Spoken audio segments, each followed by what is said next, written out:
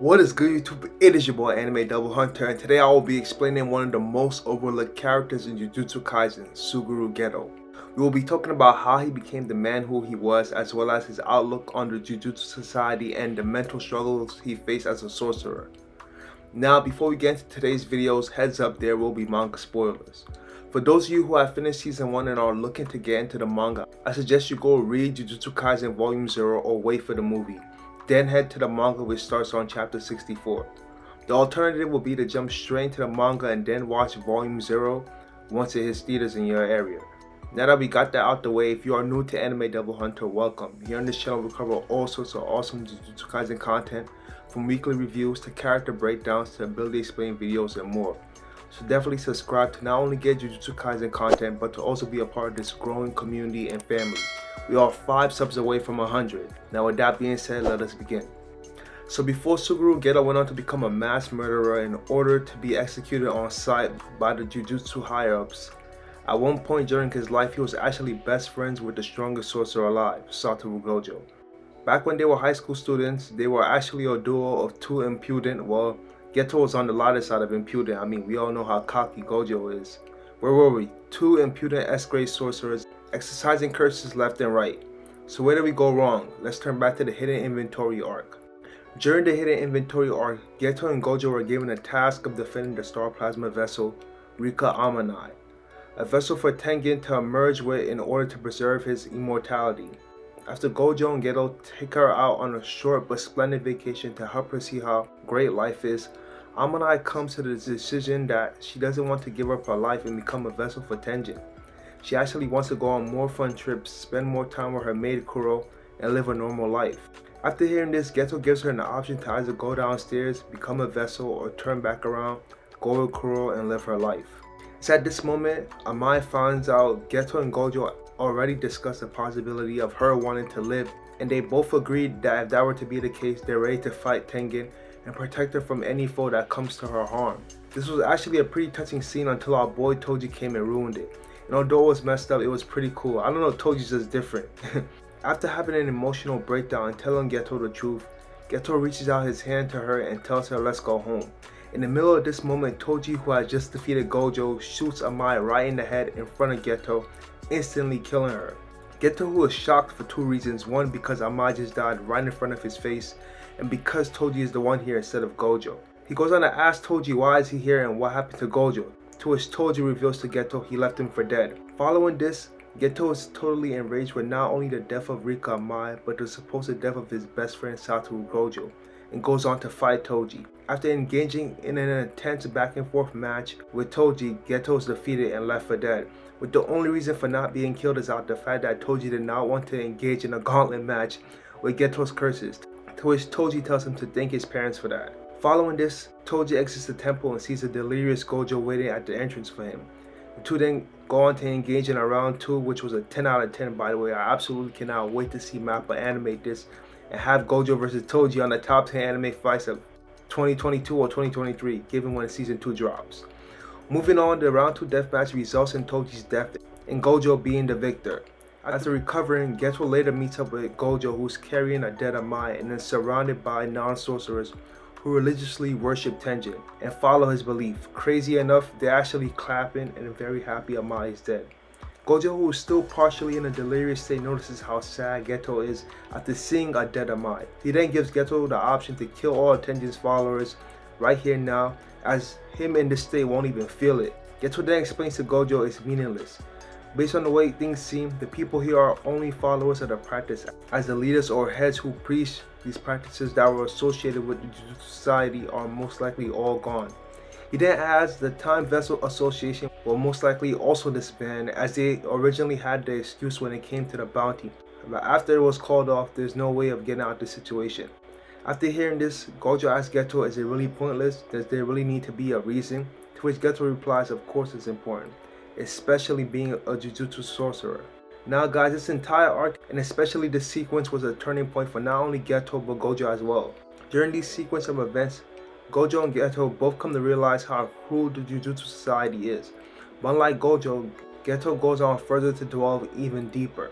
A year later passes and Gojo has now mastered his newly awakened ability, which he awakened during his encounter with Toji. It's during this 1 year time span Gojo received the title of the strongest, as there is no one stronger than him or even on his level. He then started to go on missions alone as he no longer needed Geto's support. But while Gojo was in the early stages of his prime, Geto, his best and closest friend, was beginning to enter some very dark moments in his life. Gojo no longer needed his backup, and at the same time, because of the disruption of the Tengen rituals, curses were spawning like never before, and so Geto was forced to go on missions alone. At the same time all this is going on, Geto is still thinking about the death of Amai and the whole incident that took place a year prior. It's during these dark moments of being all alone with his thoughts and engaging in an endless cycle of exercising curses and consuming them that leads to our boy Suguru Geto slowly but surely reaching a breaking point. When Geto describes the endless cycle of exercising and consuming, he says, "It's a taste that nobody knows, the taste of a curse. Like ingesting a rag used to wipe up vomit." He then asks exercise and vomit for who, as he thinks about the people who follow the practice of Tengen. Following this, we get Geto, who's in the shower alone with his thoughts again. And I keep emphasizing alone because I truly believe if Geto was never so alone, he would never become who he was. I personally come to believe oftentimes that some of our darkest moments in life that lead to things such as addiction, suicidal thoughts, self-harm, and wrong turns leading to very dark paths could have possibly been prevented by having the proper support or having the right people around to talk to and help you get out that dark stage. But then again, sometimes things are so far gone that it's damn near impossible to save, as we'll come to see with Geto later on. Moving on, while in the shower, we come to find out that ever since the day Amai was killed, Geto hasn't been able to stop thinking about what happened that day. Geto then thinks to himself what he saw was nothing out of the ordinary, a hideous evil known to everyone. He then adds, knowing that full well he chose to protect them as a Jujutsu sorcerer. Don't lose your way, he thinks to himself. Follow through your duty as a Jujutsu sorcerer. But even as Geto is trying his absolute best, best to keep his composure and try to find some righteousness in what transpired that day, he still can't erase the images of the practitioners smiling at the death of a young Amai, who was supposed to be sacrificed. Geto breaks and calls them monkeys. And now looking back, Geto is such a great written character. For the brief time he was introduced and relevant to the story, Geto had a great character arc for the span of 12 chapters? Great character development. Anyways, back to the main topic. Following this, we see Geto in a school-like setting, sitting all alone. Haibara, a student who looks up to Geto, comes into the room and sees Geto. He greets him and offers him a soda, to which Geto politely declines. The two then proceed to have a conversation, and Haibara goes on to tell Geto about a mission he's excited for, to which Geto tells him he'll be expecting a souvenir, something preferably sweet, and Gojo might have some too, so he should definitely bring something sweet back. Following this, Geto immediately shifts the tone and asks Haibara if he is okay with being a Jujutsu sorcerer. Does it not bother him? Haibara replies by telling Geto he's not really the type to think about deep questions like that. He enjoys giving it his all, and he enjoys giving it 100% for a good cause that can help someone. Geto replies with "I see." Before you move on, something quick that caught my eye. While doing some reading for the video, the panel where it seems like Gege has drawn Geto with lines under his eyes, I believe he may have been indicating possibly Geto hasn't been sleeping much. It was something minor, but it just caught my eye and I thought it was cool. Gege went out his way to emphasize that. I personally think it asks how serious Geto's current mental state is. It's much appreciated, Mr. Akatami. Love it. Following Haibara and Geto's brief convo, Yuki Sukumo enters the scene. Top waifu, by the way. She goes on to ask Geto what kind of girls is he into. Following this, Haibara properly introduces Sukumo to Geto. Sukumo reveals to Geto she's actually a special grade sorcerer, and then Geto recalls he's heard of her before. Sukumo then finishes Geto's sentence with, "The no-good sorcerer who doesn't take on any missions and bums around overseas. Yeah, I'm her." She tells Geto she hates Jujutsu High, but not exactly. She explains to Geto that her and Jujutsu Society don't see eye to eye, as they want to exercise curses while she wants to get down to the root cause to stop the endless spawning of curses. In her words, they want to treat symptoms. What I want is to get at the root cause. Geto then goes on to ask the root cause, to which she explains she doesn't want to exercise curses when they appear. She wants a world where curses don't even cease to exist. She then goes on to break down curses with Geto. Geto explains curses are formed when curse energy leaks from humans. They gather like sediment and take form. Sukumo then asks to Geto, if that's the case, there are two solutions to create a world where curses no longer exist. The first option is to abolish curse energy from all of humanity. When I first heard the first option, I honestly thought it was damn near impossible, considering curse spirits are derived from negative emotions, and to control all humans' emotions will be impossible. A society where everyone is happy can't cease to exist, but Sukumo brings up a great point later on. The second option is to teach humans how to control their cursed energy. Geto replies and tells her the first option doesn't sound so bad. To which Sukumo reveals to Geto there was actually a model case for the first option of completely getting rid of all cursed energy. And that model case happened to be our boy Toji. We then come to find out before Toji, there were cases where heavenly restriction has reduced a person's cursed energy to normal levels, but Toji is the only case where someone was able to have absolutely zero cursed energy. She then proceeds to give us another interesting fun fact about Toji, which is despite not having no cursed energy, he was able to detect curses using his 5 senses. My boy was elite. And by removing his body of all cursed energy, he was able to hone his body to the point he developed a resistance to curses, so Geto shouldn't feel down for losing him. I mean, this is Toji, man. He's an absolute monster. Following this, Sukumo reveals to Geto she actually had wanted to research on Toji, but unfortunately he died. She then adds cases of heavenly restriction are rare, so instead of focusing on getting rid of all cursed energy, she wants to focus on the second option, which is teaching humans how to control their cursed energy. She then asks Geto if he knew that sorcerers don't give birth to curses, but that's excluding instances where sorcerers become curses after death. We then find out that cursed energy that leaks from a sorcerer is immensely low compared to non-sorcerers. We learn this is the case because there's a difference in how much sorcerers consume and use cursed energy because of their profession. But the real reason it's so low lies because in how it flows through them. When it comes to sorcerers, cursed energy flows heavily within them. She then tells Geto if we're talking general terms, if every single human became a Jujutsu sorcerer, curses would no longer be born. And a light bulb immediately goes off in Geto's head. He then thinks of the non-sorcerers who practice the Tengen belief and says to Sukumo, then why not just kill every non-Jujutsu sorcerer? And as crazy as it sounds, Sukumo tells Geto that that is an option and that might honestly be the easiest route. Forcing non-sorcerers into a survival of the fittest situation, leading to naturally adapting to the environment and learning to control their cursed energy, leading to them becoming sorcerers. Sukumo then tells Geto she isn't that crazy to go on with a plan like that, but lucky for her, someone else is willing to. She then goes on to ask Geto, do you hate non-Jujutsu sorcerers? To which Geto replies he doesn't know. He used to believe Jujutsu sorcerers existed to protect non-sorcerers, but as of late he's been questioning, are non-sorcerers even worth fighting for? The preciousness of the weak, the ugliness of the weak. He could no longer see a difference between the two, or upset there was one. He then informs our waifu Sukumo there is currently a battle taking place inside of him. There's a part of him that looks down upon non-sorcerers, and there's a part of him that tries to fight that feeling. He then says if being a Jujutsu sorcerer is like running a marathon, then the finish line is very much unclear. He doesn't know which are his true feelings. Sukumo says to him neither are his true feelings. He isn't at the stage to make that decision yet. Both looking down on sorcerers and fighting that feeling are both possibilities he still has time to decide. Following this conversation, Sukumo goes on ahead and gives Geto her best regards for Gojo as she gets ready to leave. But before she takes off, she says to Geto not to worry about the star plasma vessel. Whether there was another vessel or another vessel was born, whatever the case, Tengen was stabilized, to which a sad Geto says he figured. So though Geto has finally found someone to vent to and have the conversation he was looking to have, you can tell he's still somewhat disappointed. Well, it seems like that to me at least. I believe Sukumo may have thought Geto was disappointed that they couldn't complete the merging, when in reality Geto was disgusted over the fact that the merging even had to take place. Aside from that, I believe Sukumo and Geto saw eye to eye on almost everything for the most part, and one could even say she kind of enlightened Geto and gave him some solutions to his questions. Following this, Geto goes on to examine Toji's body, and following this examination, he goes on to ask himself if being a Jujutsu sorcerer is like running a marathon. What if what's at the end of the road is a mound of fellow sorcerers' dead corpses? And guys, as I'm doing this video, I'm realizing more and more how much of a great character Geto is. In our daily life, there are many jobs and roles where you come to ask yourself, did you do the right thing? At the end of this, will there even be a happy ending? What if there's more suffering after this? It's so real, it's crazy, but man, that's what makes Gege so great. Moving on, the date is now 2007 and Geto is currently out on a mission.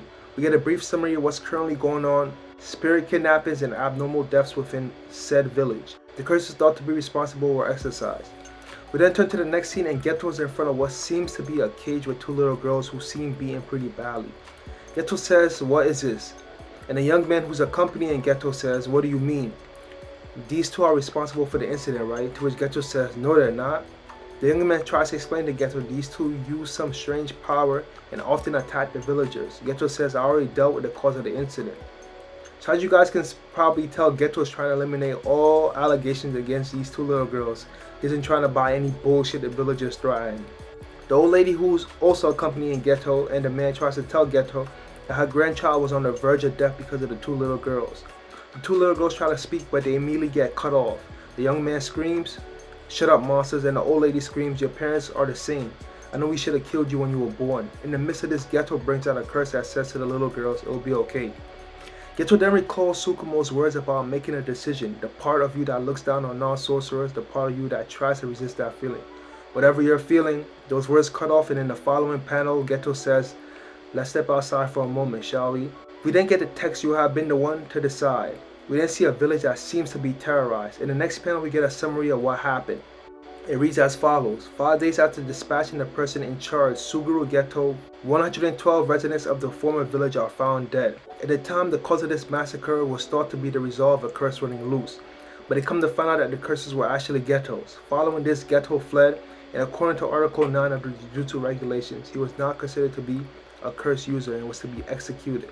So I believe the young man and old lady encouraging the death of these two young girls was most likely the breaking point for Geto. I believe Geto could not take it anymore. And when you compare this situation to the situation that took place a year prior regarding the whole plasma vessel, it's actually the same, but the ending is the complete opposite in both scenarios. Both the lady and young man were just like the faithful followers of the Tengen practice, encouraging sacrifice. Although this wasn't sacrifice for Tengen, it was sacrifice for the villagers. Kill these two young girls and essentially free the non-sorcerers, the villagers, from the terror. When it came to the whole Tengen mess, protect the star plasma vessel until it's time for her to merge and then lead her to death. He couldn't save her mind, he declined the opportunity to massacre the followers. This time he did the opposite. Not only did he save the two little girls, but he also went on to massacre the entire village. Pretty poetic. Following this, word spreads of Geto's action, and of course word spreads to Gojo. He gets the news and he can't believe what Geto did. We then jump to a scene where Geto meets up with Shoko, him and Gojo's other classmate. He lets her know that he plans on creating a world of only Jujutsu sorcerers, revealing to us that he's officially made his decision and he's going with Sukumo's second option, natural selection, forcing all humans to adapt and become sorcerers. Geto then says to her that he isn't a kid and he doesn't need everyone to understand. Following this, Shoko of course immediately calls Gojo to let him know of Geto's location. Geto says he doesn't want to be killed, so he'll head out. As he leaves, Gojo tracks him down and the two come face to face. Gojo tells him to explain himself. Geto then goes on to say he's already heard from Shoko, hasn't he? Well, that's all there is to it. Gojo asks if that was a reason enough for him to kill all non-sorcerers, including his own parent. He tells Gojo it wouldn't be fair if he made it an exception, and besides, his family now consists of more than just them. Gojo then says to him, that's not what I'm talking about. You were the one who said pointless killing is useless. Now, I personally thought this was pretty interesting, considering that after the events of the Star Plasma Vessel, Gojo wanted to kill all the non-sorcerers around him, but Geto said it would be pointless, and now they're both saying the opposite of what they said a year ago. Geto then says to Gojo there's a point and meaning to it, and it's also justice. To which a certain degree, Geto may be right. Throughout Jujutsu Kaisen, we keep seeing these reoccurring situations where innocent young people who can't control these curses are being killed or sentenced to death. Besides the three people Geto met, we can even take a look at both of our protagonists, Yuji and Yuta. Both of these guys were sentenced to death because of curses they couldn't control. Once they were given the opportunity and training, they were able to help Jujutsu society, and they still are helping. Moving on, as a response to Geto, it's also justice. Gojo says no way, killing all non-sorcerers to make a world of only sorcerers, that's impossible. He then adds, trying something so impossible is pointless. Geto then says, how arrogant you could do it, Satoru. You're trying to convince me that it's impossible when you yourself could do it. He then asked Gojo, are you the strongest because you're Satoru Gojo, or are you Satoru Gojo because you're strongest? Gojo of course asked the question we're all wondering, what are you getting at? Geto then puts it in simple context. If he could be Gojo, his impossible will be possible. He then says to Gojo, this is the life I've chosen. All I can do now is give it all I got. We then see Gojo get ready to do an attack. But as he gets ready to attack, Geto says if you want to kill me, kill me. There is meaning in that too. Geto then leaves as Gojo decides to not attack, as he can't bring himself to kill Geto, his best friend. And that whole conversation and sequence was pretty explanatory, but at the same time it's pretty deep. In all honesty, man, Gojo did not have an answer to Geto's ideologies. I mean, even after his confrontation with Geto, he goes on to ask Principal Yagi, is he strong? Going on to question his own strength even after being acknowledged universally as the strongest. Gojo even goes on further to say, despite him wielding all this strength, him being strong isn't enough. He can only save those who are prepared to be saved. Throughout the entire conversation with Geto, Gojo didn't want to offer Geto an alternative to what he's doing. Even though I get that Geto made up his mind and he was very likely far gone at this point, Gojo could have at least gave him a solution, but he couldn't. The only thing he could do was showcase the ability to kill him, which wouldn't solve much because even if Gojo killed Geto right then and there, although less non-sorcerers would die, the problems Geto were looking to solve will still exist. Following that encounter, Geto will go on to recruit the two young girls and attempt to take over the remnants of the Star Religious as a priest. This way he could build money and gather curses. This organization is the same organization that hired Toji. In an attempt to take over them, he first tries to be carefree and jolly with them. He tells them, after this moment this group is mine. We'll have a new name as well. You will all obey me. Now of course seeing a random dude in a Buddha suit telling you he is your leader of course will lead to a riot. Well, Geto happens to have a solution for that. He then says to them, well, isn't that a shame? I got it. Mr. Sonata, can you please come up to the stage? That's right, you. Mr. Sonata comes up on the stage and gets crushed by Geto's curse. Geto then says, now then, let's try again. Obey me, you monkeys. We then get a text from Geto. I don't like monkeys, that's the truth I chose. So now following this, we jump to the events of Jujutsu Kaisen Volume 0, 10 years later I believe. And Geto is attempting to convince Yuta Gokotsu to join and help him achieve his goal of killing every non-sorcerer to help create a world where only Jujutsu sorcerers exist. To which Yuta of course declines, especially after he just disrespected Maki and the others. After getting declined in front of the second year students, Gojo and Principal Yagi, he announces he will perform a Hayaki Yaku, which translates to 100 Demons Night Parade, a ritual or parade where he plans on releasing 1,000 curses, each in several locations, and essentially starting a war between curses and sorcerers. After attempting to take Rika from Yuta and hurting all of his friends, and enrage Yuta with the help of Rika fights Geto, and he actually beats Geto. I mean, Yuta is a natural prodigy, Rika is the queen of curses, so I expect nothing less from a powerhouse duo. You know, Yuta stands where you at, guys. Following his defeat from Yuta after witnessing the immense power Rika, the queen of curses, has to offer, a very injured Geto tries to make an escape, as he claims he'll get her, but to his surprise, Gojo shows up in the middle of this. Geto then confirms with Gojo that the reason Gojo sent Maki and others after him was to trigger Yuta's explosion. Gojo then reveals he did that because he trusted Geto. He knew he wouldn't kill young sorcerers for no reason. Geto thinks back to the good old days when they were younger, and he claims he's surprised Gojo still had trust in him all this time. He then asks Geto if he has any last words before killing his best friend. Geto says no matter what anyone says, he hates all the monkeys, but it's not like he hated anyone from Jujutsu High. It's just in a world like this, he can't laugh from his heart at all. Man, and that scene made me really sad. When I get home, I'm definitely going to reread my Volume 0. And I'm definitely looking forward to the movie. Wish it released the same time as Japan, but you know, that's okay, we'll get it later. Following this, Gojo says Suguru, saddened over the fact that he has to kill his friend. Before Geto dies, he says to Gojo, at least curse me a little at the very end. And ladies and gentlemen, that is how we end the story of the sorcerer gone rogue, Suguru Geto.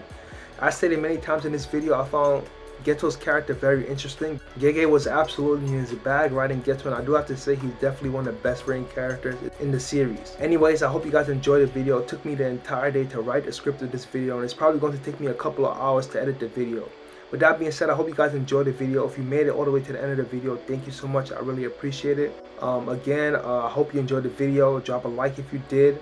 Smash the subscribe button for more awesome Jujutsu Kaisen content. Of course, comment down below your honest thoughts on the video as well as the character Suguru Geto. Get ready, because during this month of December, I will be dropping a bunch of Jujutsu Kaisen content, so definitely be on the lookout for that. Again, thank you so much for watching and have an awesome day, guys. I'll see you in the next one. Peace.